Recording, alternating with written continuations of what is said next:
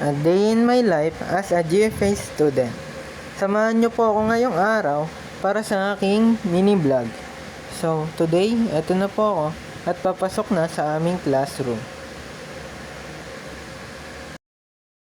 Eto na guys, nakaupo na po ako dito at eto po kami bago mag-start ng aming BST every Friday. Hello guys, eto na ang after class.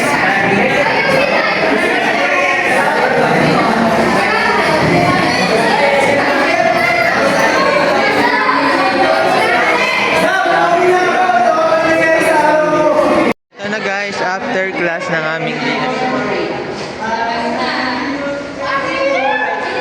Bye-bye ma.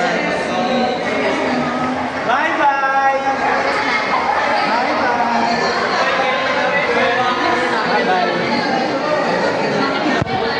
At eto na nga guys, nakalabas na po kami ng GFA.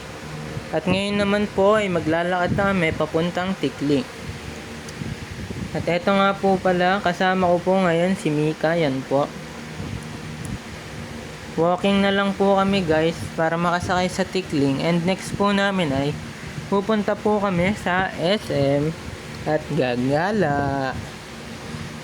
Ayan po guys, ang init po kanina that time. At ayan na po guys, nakasakay na po kami ng jeep. Waiting na lang po next sa SM.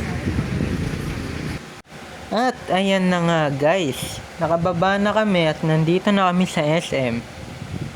Sarado pa yung SM that time guys, kaya tatambay muna kami sa 7-Eleven. Kasi masyado pa pong maaga natapos yung BST namin. 9 po natapos, which is 10 pa po magbubukas yung SM.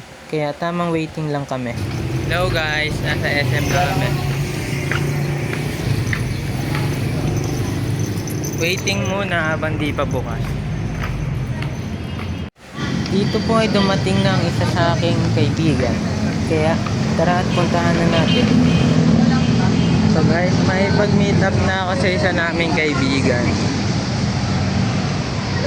Lebron! Hello ka po, hello.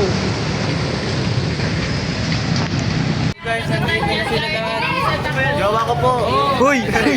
Uy! Hello po, hello kayo guys. Sorry po! Thank you naman. Tama. So guys, walking muna kami.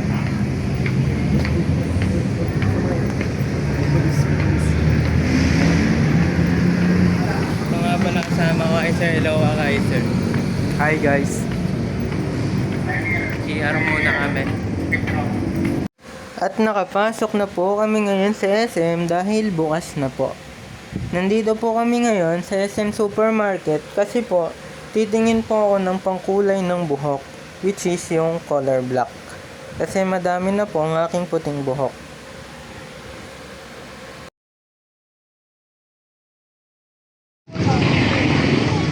Uwi na kami guys. Tandiyan sa akin. Hi guys! So, dito na po kami sa tricyclean at uuwi na po kami.